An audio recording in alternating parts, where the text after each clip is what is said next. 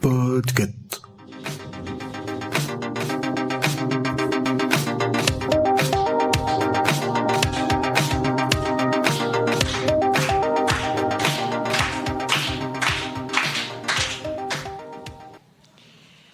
Bonjour à toutes et tous et bienvenue dans un épisode de Watchlist.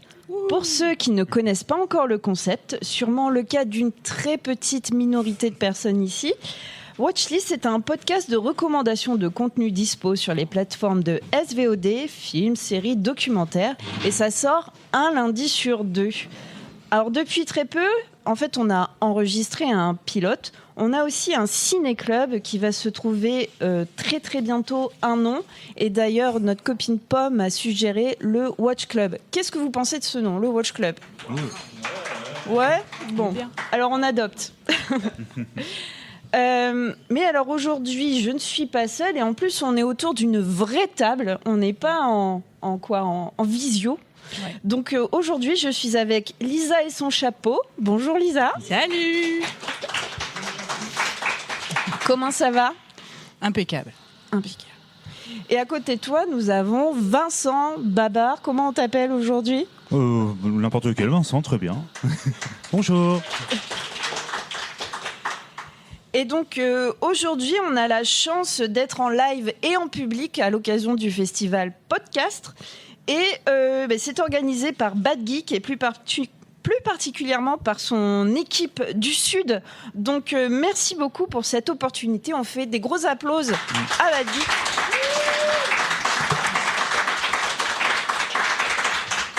Et nous sommes également en live sur Twitch. Donc on dit coucou le chat. Et donc, comme vous l'avez aussi entendu dans le générique, j'ai ma petite pub obligatoire. Donc, Watchlist, c'est un podcast du label Podcut. C'est un label pour se cultiver avec de la culture G, de la littérature, de la vulgarisation scientifique, se divertir aussi avec de la musique, du ciné, de la cuisine, etc., etc. Donc, il y en a en fait pour tous les goûts. Et nous avons également un Patreon et un Discord pour vous offrir un maximum d'interactions. Alors, Lisa, t'hésites pas à compléter si j'oublie quelque chose. Et aujourd'hui, on va se lancer dans un épisode un peu spécial, dans le sens où chacun est venu avec sa propre recommandation perso, mais on a choisi une thématique commune. Et on a choisi aujourd'hui de vous parler d'un concept assez, voire très présent dans l'actualité, qui est une sorte de petite musique de fond qui doit nous alerter, mais qui aujourd'hui, pendant à peu près 50 minutes, va nous rendre très productifs. Donc aujourd'hui, nous allons vous parler de l'échec. Wouh ! Ouais. Let's go! Et donc, on va commencer avec la chronique de Lisa. Vous avez déjà échoué, vous ? Alors, pas juste louper un gâteau ou oublier un mot de passe, non. Je vous parle du grand échec. Celui qu'on sent dans la poitrine, même quand on croit être passé à autre chose. Vous l'avez ? Celui-là, là. Eh bien, tout le monde le vit, mais personne ne veut le garder. C'est comme le pull de mamie qui gratte. On le retire dès qu'on peut et on fait semblant de ne l'avoir jamais porté. On nous apprend très tôt que l'échec, c'est personnel. Qu'il faut l'assumer, le comprendre, le dépasser. Comme si tomber, c'était forcément une affaire privée. Mais parfois, on se rend compte que non. Qu'on tombe tous ensemble, lentement, avec méthode, avec des plans, des graphiques, des réunions de crise et des PowerPoint. Il y a des échecs qui ont des logos, des signatures, des campagnes de communication, des échecs bien polis, en costume, qui vous serrent la main avant de s'effondrer. Et c'est peut-être ça le plus vertigineux. Découvrir que l'échec n'est pas toujours une erreur individuelle, mais parfois une mécanique collective. Et le plus drôle, ou le plus triste selon votre humeur, c'est qu'au moment où tout s'écroule, il y a toujours quelqu'un pour dire « qui aurait pu prévoir ?» Peut-être que l'échec, finalement, c'est pas tant une histoire de faute que de croyance, de ce qu'on choisit de voir et de ce qu'on refuse de regarder. Peut-être que l'échec, ce n'est pas la fin du chemin, c'est juste un virage un peu mal pris, mais qui mène quelque part. Si on veut comprendre ce qui s'est vraiment passé, il faut parfois remonter à ce moment précis où tout le monde pensait avoir réussi. Salut, je suis Lisa et aujourd'hui, je vous parle de The Big Short d'Adam McKay, visionnable sur Netflix.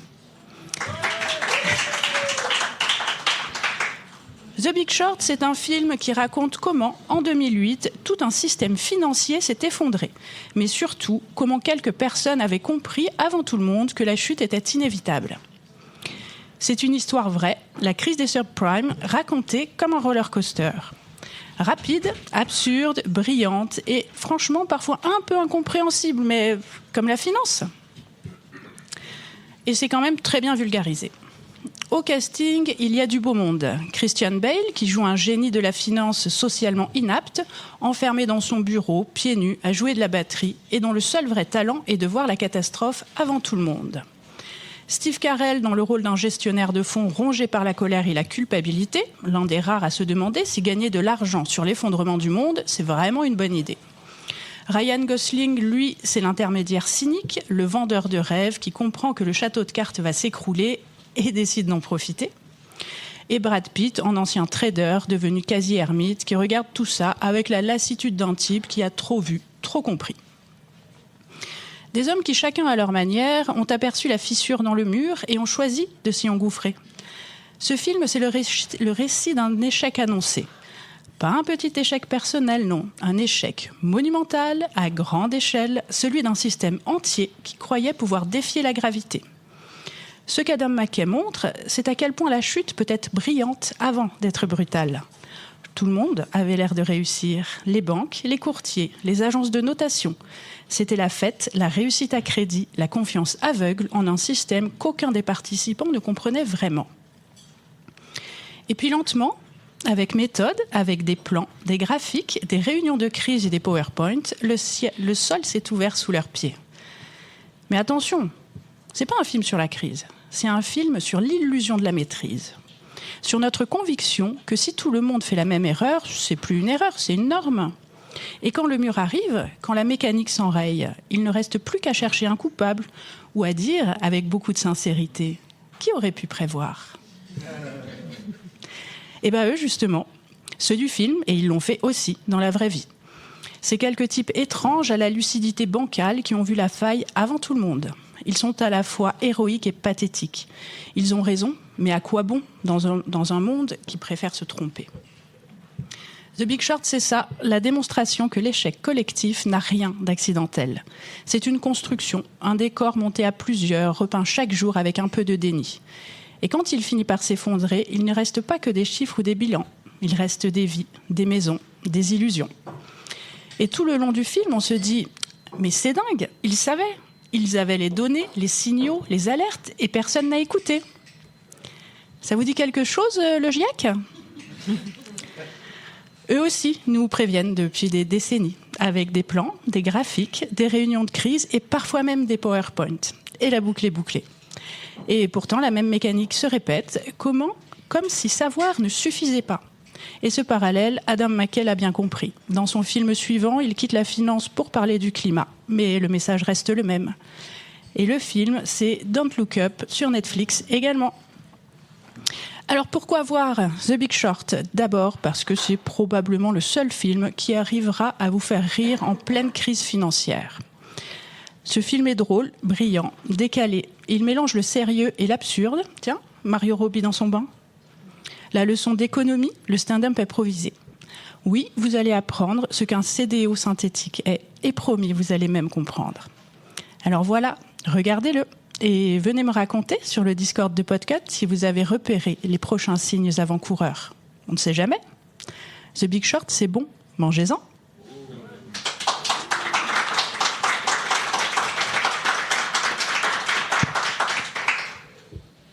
Alors, est-ce que parmi vous, parmi la salle, est-ce qu'il y en a qui ont vu The Big Short ? À l'applaudimètre.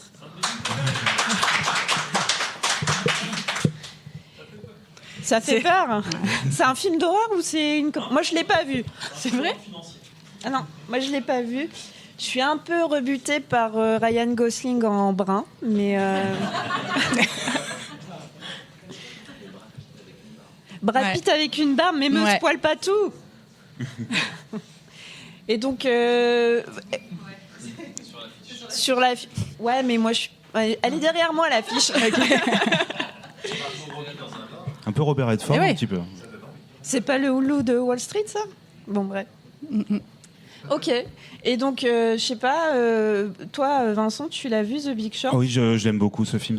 Pareil, c'est un de mes films préférés. Je crois que je l'ai entendu dans la salle, là, quelqu'un aussi. Voilà.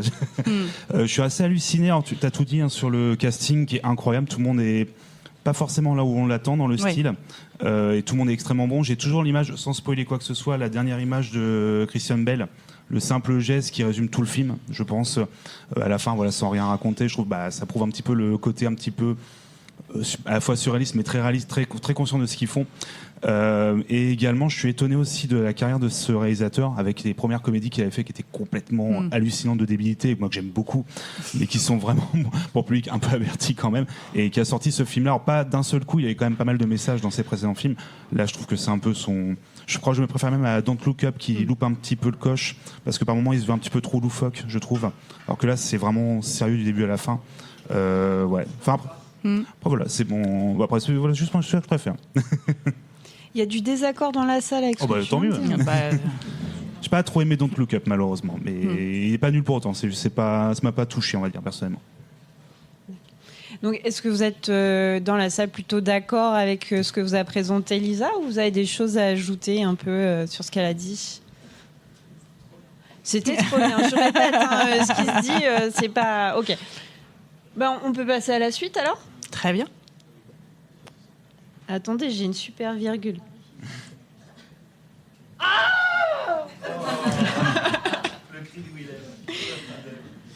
Alors, moi, je vais commencer ma chronique. Je prends la suite. Mais on va plutôt jouer. Parce que mes comparses ne savent pas de quoi je vais parler. Ouais. Je vous remets... Ah, c'est bon, je vous ai pas mis l'affiche. Donc, comme je vous dis, Vincent et Lisa ne savent absolument pas de quoi je vais parler, à part du fait que je vais vous parler d'échecs. Donc voilà, je vais vous demander aussi de jouer le jeu dans le public et de ne pas utiliser votre téléphone, s'il vous plaît. Ne pas tricher. Et je vais vous donner des informations assez du plus général au plus précis, en étant toujours un petit peu dans le flou. Je ne sais pas si vous avez compris. Voilà. Alors, vous êtes prêts à jouer ? Oui. Alors moi, je vais vous parler d'une série qui a été diffusée pour la première fois en 2019, qui est dispo sur HBO Max. C'est un drame qui a été une série créée par Craig Mazin, ou Mazin, avec comme acteurs principaux Jared Harris, Stellan Skarsgård, Emily Watson. Ça parle d'un fait historique survenu en Europe dans les années 80. Alors à partir de là, vous avez commencé à trouver. Ah, je l'ai entendu avant que j'ai fini.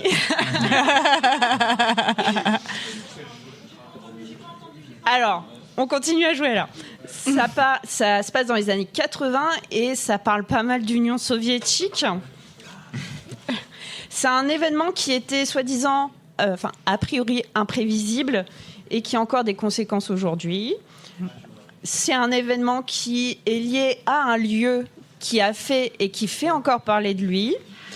Et c'est à la fois politique et scientifique. Aujourd'hui, on va parler de... Tchernobyl. Alors, dites-le avec beaucoup moins d'enthousiasme, s'il vous plaît. Tchernobyl.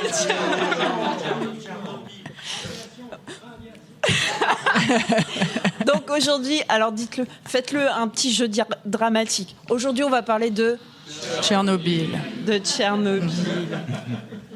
Donc Tchernobyl, c'est une mini-série, ce qu'on qualifie de mini-série de 5 épisodes d'à peu près 1 heure, qui ont donc été diffusés pour la première fois en 2019. Rapidement, de quoi ça parle, même si j'imagine que tout le monde ici était plus ou moins né ou a déjà entendu parler de Tchernobyl. Donc ça parle de l'accident de la centrale nucléaire le 26 avril 1986, qui a eu des conséquences immédiates et un peu moins immédiates sur la ville de Pripyat, à proximité, je veux dire, de l'URSS, qui maintenant est en Ukraine, parce qu'à l'époque, l'Ukraine n'était pas là. Bref. Et aujourd'hui, est-ce que... bref.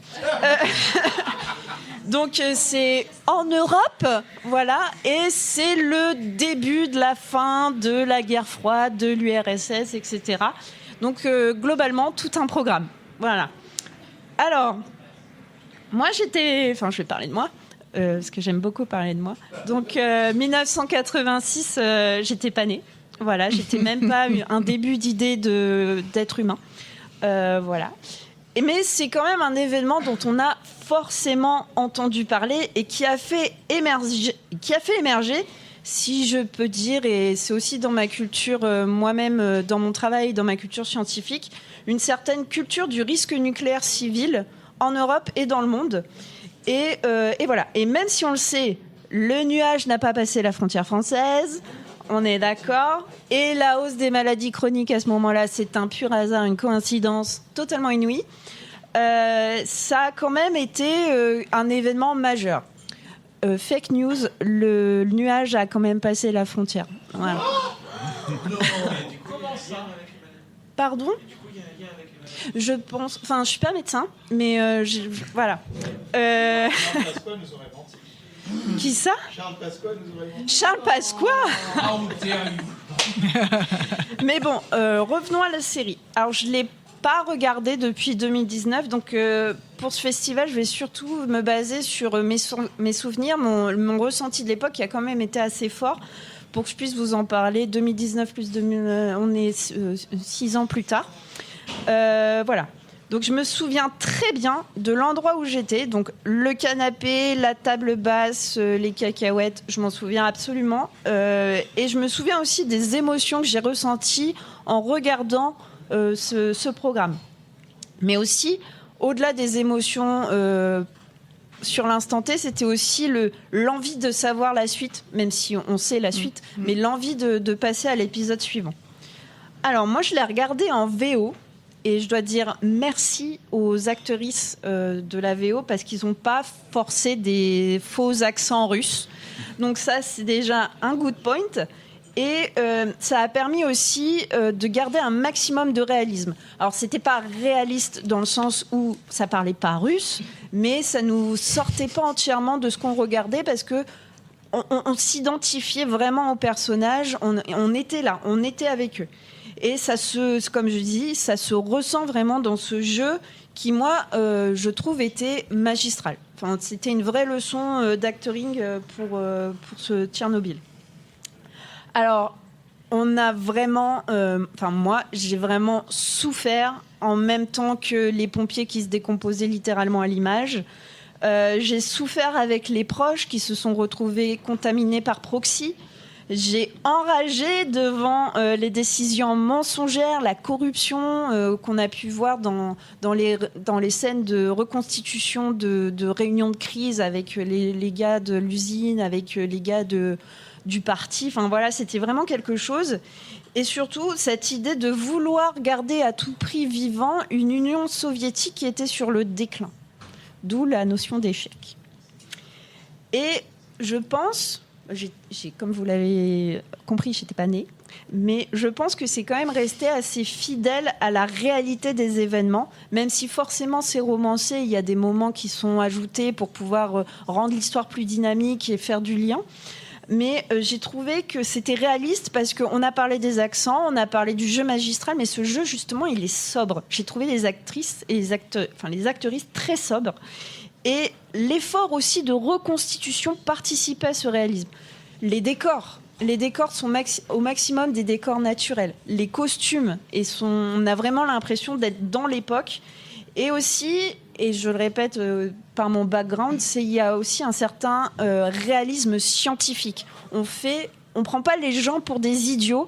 On va parler science, mais on va pas vulgariser comme si on expliquait à un enfant de 5 ans. On va vous prendre pour des adultes, on va vous prendre par la main à un certain moment, mais on va vous parler science sans vous prendre pour un débile. Et ça, j'ai trouvé ça super.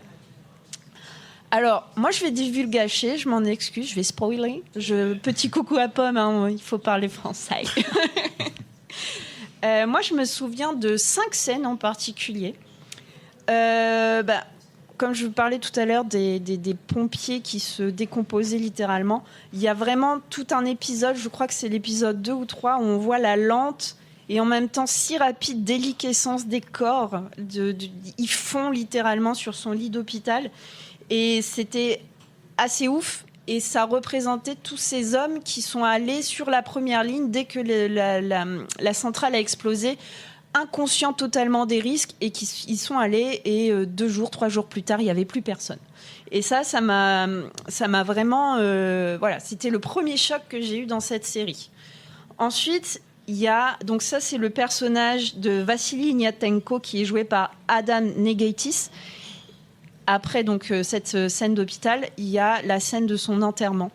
Et c'est focalisé sur sa femme, sa jeune veuve enceinte, qui tient ses chaussures parce qu'on n'a pas pu le rhabiller. Le gars, il était tellement déformé qu'on n'a même pas pu lui mettre ses chaussures. Et on voit cette femme qui est totalement dans le déni, dans son deuil. Et la caméra dézoome comme ça. Et ça comment dire, la caméra va ensuite focaliser sur la tombe et on se rend compte que le cercueil est dans un sarcophage de ciment. Et ça aussi, c'était super fort dans le sens, il y a des risques. Enfin, là, on commence à prendre conscience et ce regard de jeune veuve devant un bloc de béton, ça m'a aussi assez transcendé, enfin pas transcendé, mais ça m'a glacé. Ensuite, il y a la scène des jeunes soldats qui sont envoyés pour tuer tous les animaux errants. Alors ça aussi, c'est un peu délicat. Ils vont aller tuer comme ça, principalement les chats, les chiens, pour éviter la contamination et la propagation des contaminants. Donc ça aussi, c'était dur. Il y a les échanges entre les responsables. Là, on voit les personnes vraiment discuter et on voit la malhonnêteté des responsables. Et ça, c'était aussi assez fort. Et aussi l'acteur qui incarne Gorbatchev et qui doit prendre des décisions. Et ça aussi, c'était assez fort.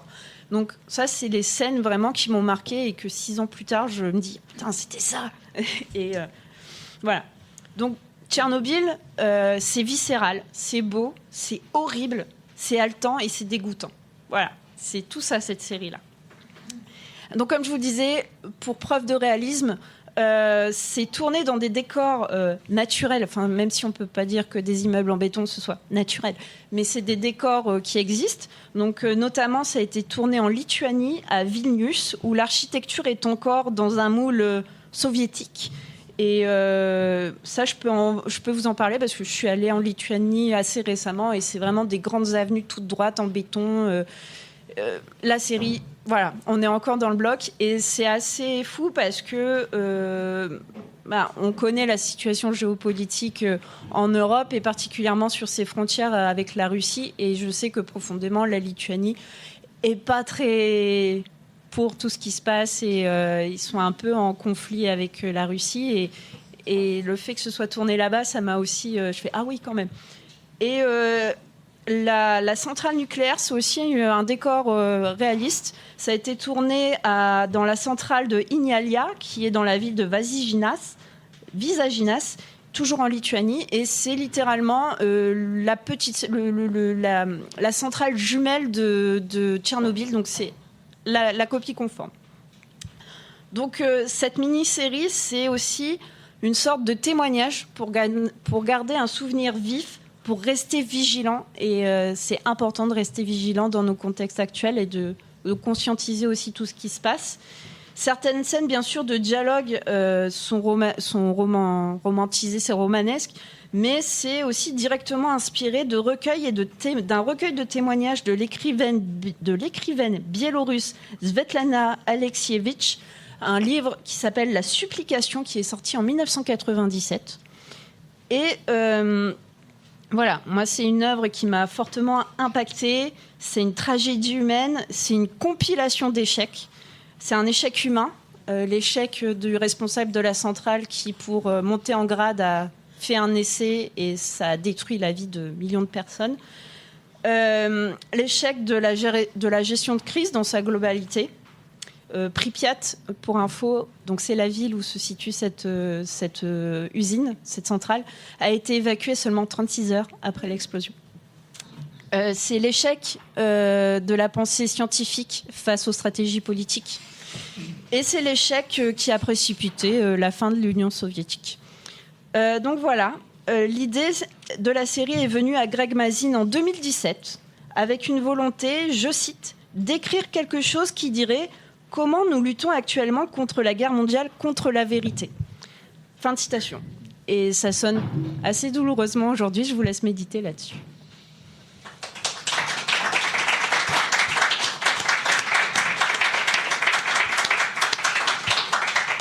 Et qui a vu Tchernobyl ? Donc, je ne sais pas si vous avez un souvenir aussi fort que le mien, mais c'est une série quand même qui est assez... Enfin, j'ai déjà tout dit, mais voilà. Et vous l'aviez déjà vu ? Du tout. Non plus. Super. Est-ce que vous avez envie de la voir? Oh oui. Je crois que maintenant, il y a des... Moi, si je me trompe, ceux qui ont travaillé dans la série Tchernobyl, qui ont travaillé sur The Last of Us, c'est ça? Donc il y a une certaine envie de continuer dans la bonne humeur et dans la joie. Non, mais j'ai pas eu l'occasion parce que j'avais pas on n'a pas HBO à la maison, donc voilà. Ouais. Oui, non, mais c'est pas... on est colocataires. non, c'est que j'ai pas eu l'occasion de le voir, mais non, ça fait partie des séries que j'ai envie de voir. Surtout que c'est pas très long, c'est ça? Il y a combien d'épisodes? Il y a 5 épisodes, c'est 6 heures à peu près de. Ouais, donc non, il faudra vraiment que je rattrape ça un jour. Ouais. Ouais.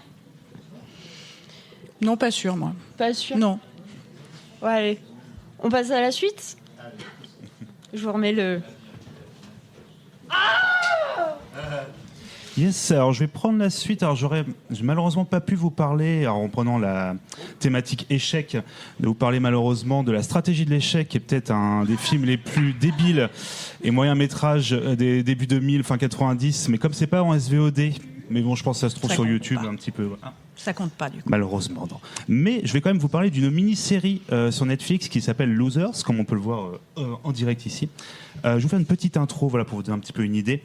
Souvenez-vous, l'an 2000, les JO de Sydney, l'épreuve du 100 mètres nage libre, séance des premières qualifications. Suite à un ensemble de faux départs, un nageur se retrouve seul à participer. Il s'appelle Derek Moussambani, participant sous le drapeau de la Guinée équatoriale. Peut-être que ça parle à des gens déjà ici. Voilà. C'est un peu ça. Ah, c'est vrai, tiens, bon exemple, je vais en reparler un petit peu après. On parlait de Rasta Rocket un petit peu, voilà, on en reparlera après. Il n'est pas le meilleur de sa catégorie, mais qu'importe, il se lance. C'est sous les encouragements et les applaudissements du public, au contraire des moqueries des présentateurs et commentateurs français, qu'il termine péniblement en quasiment 2 minutes les 100 mètres. Alors il faut savoir que malheureusement, il n'avait pas forcément accès à un entraînement comme les autres athlètes. Et en plus, la Guinée c'est les fameux pays qu'on peut accueillir comme ça au JO de façon gracieuse pour pouvoir participer dans les pays en développement en 2000. Alors pour information, alors là il l'a fait en 2 minutes à peu près, c'est moins de 50 secondes le record du monde. Alors il n'est bien évidemment pas assez rapide pour être qualifié, mais il a dans un sens gagné. On se souvient encore de lui aujourd'hui. Les gagnants, c'est ennuyeux en fait. Pensez à Schumacher à son époque, à son pinacle, enchaînant les records et autres titres mondiaux en Formule 1, pendant que nous, patiemment, comme ça, on bâillait devant la télé. Alors que l'échec, les éternels seconds, les losers, comme on dit, sont beaucoup plus passionnants. Alors c'est l'idée principale de cette mini-série, Losers, revenir sur le destin de sportives et sportifs qui ont, d'une certaine façon, gagné en étant à un moment de leur vie les perdants dans leur sport. Alors ça se trouve sur Netflix, il y a 8 épisodes, ça dure environ 30 minutes chaque épisode, c'est sorti en 2019, ça fait partie des fameuses sagas Netflix Originals, donc les productions Netflix, et c'est produit et dirigé par Mickey Durzier, pardon, je suis désolé pour la prononciation. Alors c'est quelqu'un qu'on connaît principalement pour des documentaires un peu sur les mêmes thématiques et qui depuis n'a pas forcément fait beaucoup d'autres choses, si ce n'est je crois un autre documentaire sur le sport également. Alors Losers, de quoi ça parle? Est-ce que déjà ça parle à des gens dans la salle? Ah oui, donc je suis assez content du coup. Alors c'est une super mini-série. Ça revient, chaque épisode revient en fait sur, comme je disais, des sportives ou sportifs dans leur catégorie qui un jour, par l'échec, ont appris quelque chose, ont même parfois fondamentalement changé le sport en question. Je vais vous prendre l'exemple peut-être le plus connu pour nous d'un des épisodes. Ils reviennent sur la carrière de Sonia Bonali, du coup la patineuse artistique. Sonia ou Surya? Surya, pardon, excusez-moi, Surya Bonani, c'est moi qui ai mal lu. Donc à l'époque, voilà, qui était une patineuse artistique dans les années 90-2000, qui était une excellente patineuse, qui était une des meilleures de sa compétition, mais qui a du coup été confrontée au racisme et également à un dénigrement de ses performances sportives. On l'a considérée comme trop sportive et pas assez gracieuse, pas assez artistique. Donc en fait, il y a tout un épisode comme ça, on revient sur sa carrière, même elle participe à cet épisode. Alors c'est très drôle, maintenant elle habite aux États-Unis, donc de l'avoir parlé en anglais, alors qu'on sait avec un petit accent français, c'est toujours assez rigolo. Et du coup, elle va parler un petit peu de comment elle a... Comment dans sa carrière ça a été déjà compliqué pour elle, elle était la seule personne racisée à faire du patinage artistique à l'époque, mais surtout quand elle était vraiment meilleure que toutes les autres, également de pas être reconnue à son juste niveau parce que non, tu comprends, tu es trop carré par tes muscles, tu n'es pas assez gracieuse ou autre, alors que bon, elle était vraiment meilleure que quasiment tout le monde. Et donc il y a ce fameux salto arrière peut-être que vous avez connu à l'époque qu'elle faisait en compétition alors que c'était interdit. Voilà, ça fait pas. Voilà, Tripeuse, avait des. De toute façon, elle était une des meilleures tout simplement. Et ce fameux salto arrière qui était considéré comme trop dangereux, mais également on n'était pas assez gracieux aussi. Et du coup, il y a tout un historique sur ce geste-là et également comment en faisant ce salto comme ça devant au pied à la barbe, pardon, comment on dit l'expression? Au nez à la barbe, pardon, excusez-moi. Du coup, des juges pour leur montrer non, mais même si vous aimez pas, même si j'aurais une sale note, je le ferai quand même. C'est un peu ma décision. Et donc voilà, montrer qu'en faisant ça, elle du coup va forcément devenir un peu blacklistée, ouais, c'est ça, de la rebelle du patinage, et va du coup passer en professionnel et faire que des galas et complètement s'émanciper. En fait, elle va pas retrouver elle va trouver la reconnaissance dans les galas, dans le fait de faire des spectacles plutôt que dans les compétitions, ce qui fait qu'elle a peut-être perdu dans les compétitions sportives, mais elle a gagné en fait dans sa vie. Donc ça revient un petit peu sur des destins comme ça. Alors il y a de tout. Il y a des choses un peu plus tragiques aussi. Je pense à une compétitrice. Alors je vais essayer de pas trop vous les raconter en entier pour vous laisser quand même un peu la surprise. Moi je connaissais quasiment pas ces histoires. Une compétitrice a une course de traîneau à chien qui va avoir un accident pendant cette course et ça va complètement basculer dans l'horreur.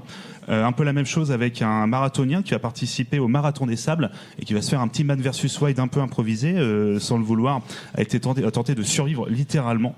Mais il y a des choses beaucoup plus drôles, comme une équipe de foot anglaise qui est extrêmement mauvaise. D'ailleurs, ça devient un petit peu leur marque de fabrique. Les gens viennent les voir parce qu'ils sont mauvais, mais ils doivent à tout prix gagner un match pour pouvoir rester là où ils sont, pouvoir continuer à avoir des subventions, etc. Donc, ils vont tout faire pour gagner. Et en fait, il y a même l'aide indirecte d'un chien et également de la police pour pouvoir gagner ce match. C'est à mourir de rire. C'est un épisode qui est extrêmement drôle. Il y a également un basketteur, qui était en fait pour son problème de tempérament, était pas assez reconnu, pareil. Dans les matchs, c'était un très bon basketteur, mais qui se faisait tout le temps, qui se frappait avec tout le monde en fait. Donc pareil, il va trouver une autre façon de vivre du basket. Voilà, il y a un golfeur pareil qui craque complètement sur l'un des parcours. Pareil, c'est assez triste, mais en même temps un peu plus fun, on va dire, que les autres histoires. Donc tout ça, c'est présenté sur des formats assez courts, entre 27 et 35 minutes, je crois, de mémoire. Il y avait des petites animations entre deux. Il y a à la fois les interviews, l'historique, les images d'archives, puis des petites animations en 3D qui sont assez jolies. Preuve de production de Netflix, parce que c'est exactement le même générique que dans toutes les productions de Netflix. Mais ça, je crois qu'ils ont le template After Effects qui est obligatoire. Mais c'est très cool. Franchement, ça se regarde tout seul. Chaque épisode peut être pris de façon totalement indépendante. C'est vraiment une mini-série. Malheureusement, comme le veut le titre et comme c'est des losers, il n'y a pas de saison 2. Parce que sinon ça aurait été un petit peu malheureusement contre le titre et la pratique. Mais moi je vous conseille au moins de regarder ça, même si ce n'est qu'un ou deux épisodes. Moi franchement, si vous avez l'occasion, déjà celui de Surya Bonali, c'était déjà assez incroyable. Moi je connaissais pas toute l'histoire pour être honnête, et ça nous remet un petit peu face à notre contexte où on a pu grandir avec les commentaires, je vous jure. Comment il s'appelle? J'ai oublié, pardon, le commentateur français. Candeloro, merci. Candeloro, où c'est un enfer de réécouter ça encore maintenant. Je peux vous dire que pour d'autres raisons, c'est aussi un enfer d'écouter les commentateurs du patinage artistique sur Sonia Bonali. Je trouve que pour les autres épisodes aussi, sur le foot, c'est incroyable. Il y en a un autre aussi, il y a un champion de boxe, c'est extrêmement touchant, cette histoire. Et un épisode où ils arrivent à rendre passionnant le curling. Ça, c'est quand même pas donné à tout le monde. C'est passionnant. C'est pas... Ouais.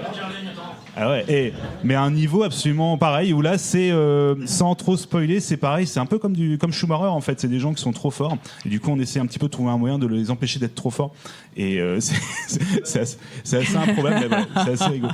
Donc Loser sur Netflix, donc pour le prix d'un abonnement que je connais pas de tête, mais vous pouvez regardez cette mini-série directement sur les internets. C'est un peu ça le futur, j'allais dire du Web 3, mais non, voilà, de tout ça, voilà. Mais voilà, Loser, n'hésitez pas, c'est très cool. Losers. Loser. Ouais.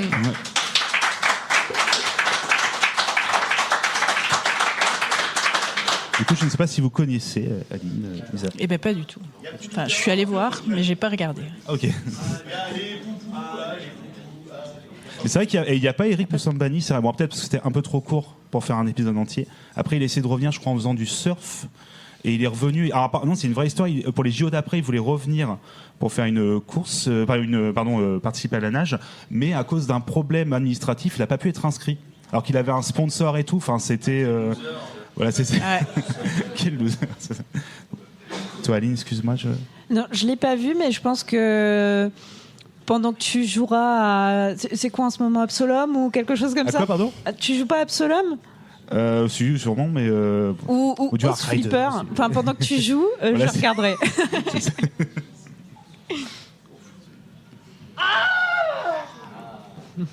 J'adore. Alors, moi, ce que je vous propose, il nous reste un peu moins de 10 minutes. Est-ce que parmi vous... je vois déjà des mains. Est-ce que vous avez des recommandations de contenu SVOD sur l'échec?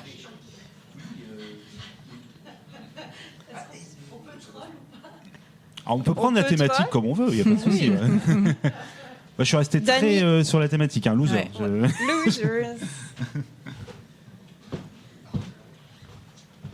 C'est lequel? C'est celui que tu veux, ils sont tous ouverts. Ok, alors c'est pour rebondir sur Tchernobyl. Je vous recommande un truc assez étrange. Donc là, on n'est pas en Ukraine. C'est un film de mon époque. Je suis désolé, je suis vieux. De 1979, avec ni plus ni moins que Jane Fonda, Jack Lemmon, Michael Douglas, tout jeune.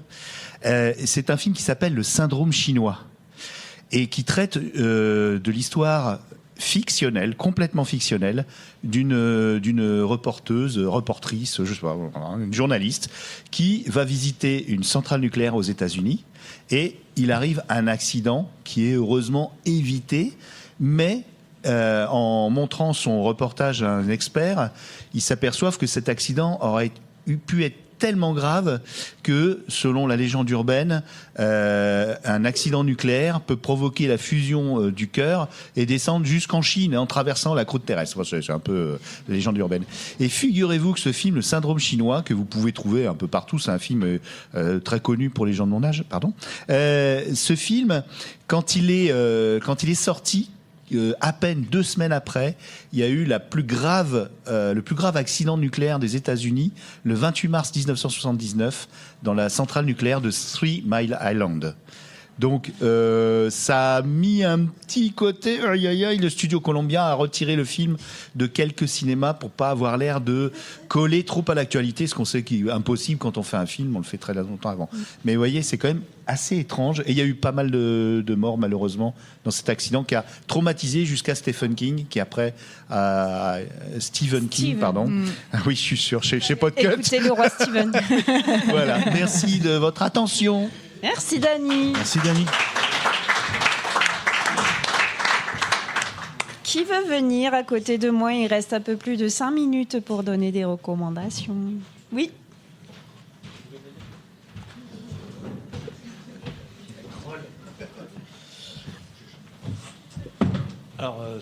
Alors, ce sera 2 recommandations assez rapides. Il y en a une qui, en fait, rebondit sur la dernière qui a été faite, puisqu'on a parlé de Three Mile Island.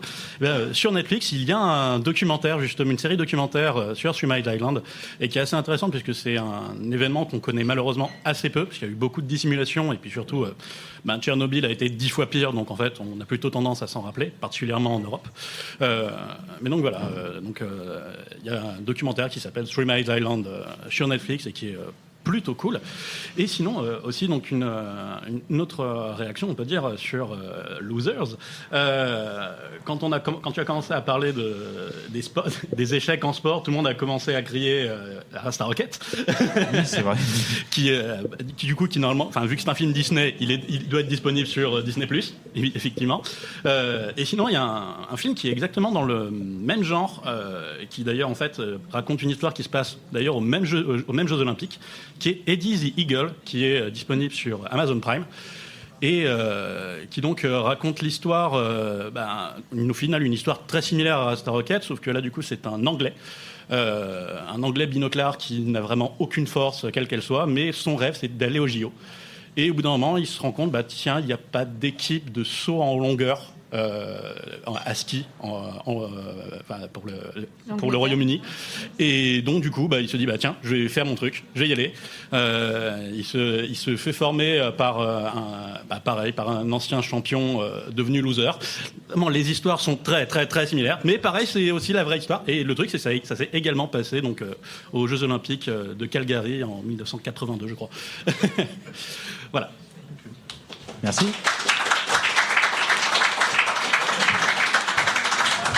Alors, je vois que les accidents nucléaires et le sport inspirent un peu plus que la crise des subprimes. Est-ce que quelqu'un d'autre a une autre reco ? Il nous reste un petit 5 minutes à peu près, donc on peut prendre 2 recos. Coco. Oh oui, Allez, vas-y. Est-ce que ça va parler d'échecs ? Bah oui, évidemment. Non, mais en vrai, si jamais je commence à parler de film, j'en ai pour 1000 ans. Mais sur le mot échec, moi je voulais parler du jeu de la dame. Voilà, merci. Voilà. Le twist, l'échec, en fait, c'est un jeu. Et non, mais en vrai, ça parle d'échecs, genre le jeu d'échecs, mais ça parle aussi un petit peu d'échecs parce qu'on suit une petite fille qui est méga forte aux échecs, mais qui commence la vie déjà dans l'échec. Elle est dans un orphelinat. Tout le monde la bully, personne la veut, et elle finit. C'est un fall and rise, c'est dans l'autre sens. Normalement, on parle de rise and fall, mais là, c'est fall and rise. Et c'est très bien. Et Anya, l'actrice, elle est formidable. Maintenant, on la voit partout. Ça a été vraiment la série qui l'a fait connaître. Et voilà, regardez le jeu de la dame si vous l'avez pas déjà vu, parce qu'il y a eu quand même pas mal de com là-dessus. Je crois que c'est déjà assez connu. Oh oui. Mais si vous n'êtes pas lancé à regarder le jeu de la dame, c'est vraiment très très bien. Aussi, SO pour la stratégie de l'échec, c'est vraiment très très drôle. Mais après, je peux partir en tunnel sur n'importe quoi. Du coup, je vais laisser le micro. Je voulais parler aussi de Ted Lasso. Oui. On est d'accord, Ted Lasso, ça marche aussi. Hein. Et ça, c'est un rise and fall and rise again and fall again. C'est excellent. 3 saisons. Amazon Prime, il me semble. C'est pas sur Prime. Bon, c'était Apple TV, pardon. Oui, t'avais raison, papy, regarde-moi comme ça si tu veux. Ted Lasso, c'est l'histoire d'un entraîneur de football américain qui se retrouve à devoir partir à l'autre bout de l'océan au Royaume-Uni pour entraîner une équipe de soccer, donc de football comme on connaît chez nous. Et il y connaît rien du tout. Soccer, pas sucker. Oui, pas soccer, c'est soccer. Soccer. Il me semble qu'il y a eu un épisode de Watchlist et ça doit être Zu qui a parlé de Ted Lasso. Peut-être bien. À revoir sur mon tableur. Mais c'est vraiment génial. Ça parle de foot, mais ça parle surtout d'amitié, de relations, de... Oh mon Dieu, mais tu chiales tout le temps. À chaque fin de saison, tu chiales et t'aimes tout le monde et tu détestes tout le monde en même temps. C'est excellent. Voilà mes recos. Merci. Aline ? oui. Juste rebondir très rapidement, je me permets, l'existence d'un produit dérivé pour cette série, du coup, le jeu de la reine, c'est ça, pardon, Le jeu de la dame. Le jeu de dame, pardon, excusez-moi, le jeu de dame, un jeu dérivé qui n'est pas un jeu d'échecs. Ils ont fait un jeu de société qui n'est pas un jeu d'échecs. Ça me fait toujours un peu halluciner de tirer de la saga. Donc vous avez un jeu comme ça. Et même en jeu vidéo, pareil. Ils ont même pas fait de jeu d'échecs. Je sais pas ce qu'ils ont appris. Et on a le temps d'une dernière reco. Maintenant que Ptolémée a trollé, vous pouvez me parler d'échecs. Ou de jeux de dames, ou de jeux de go. Jeux de go, K-drama. Je pourrais parler de K-drama. Voilà. La peur des enfers. Eh bien, si tout le monde est à peu près raccord sur l'échec, ça va, bande de losers? Et on est très content d'être des losers. Allez, et un dernier parce que c'est très bien. Donc, c'est la fin de cet épisode. Vous avez nos avis.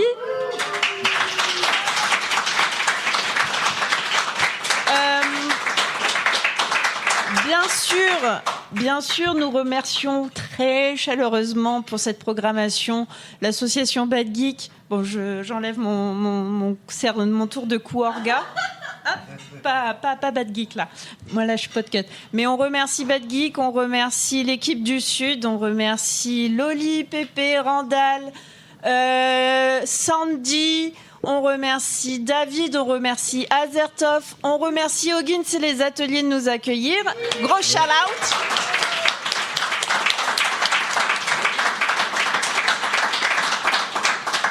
Donc, beaucoup...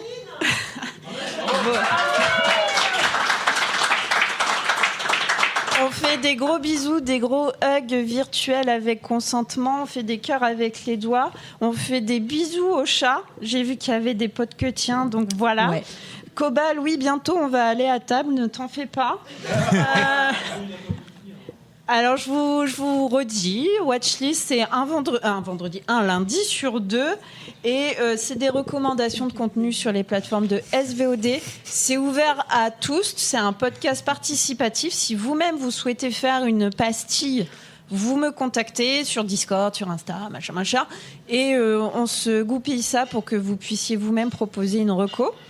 Donc hop, vous n'hésitez pas, il y a plein de trucs sympas à regarder sur Netflix, McCanal, HBO, Apple, Disney+, et consorts. Et il y a d'autres plateformes qui sont pas forcément très connues et qui valent la peine d'être vues. Moi, par exemple, pour les K-dramas, je regarde sur Viki, par exemple. Donc voilà, n'hésitez pas à venir vous-même faire votre épisode de Watchlist. Et bien sûr, Watchlist, c'est un podcast du label Podcut. Hey. Watchlist est un podcast du label Podcut. Retrouvez-nous un lundi sur 2 pour un nouvel épisode. Vous pouvez venir discuter avec nous sur Instagram ou sur le Discord du label. Pour nous soutenir, mettez-nous 5 étoiles, parlez de nous autour de vous et partagez nos épisodes. Nous avons également un Patreon. Et si vous voulez à votre tour faire une reco, envoyez-nous un message, n'hésitez surtout pas. Tous les liens sont dans la description de l'épisode. Merci à tous et bonne semaine.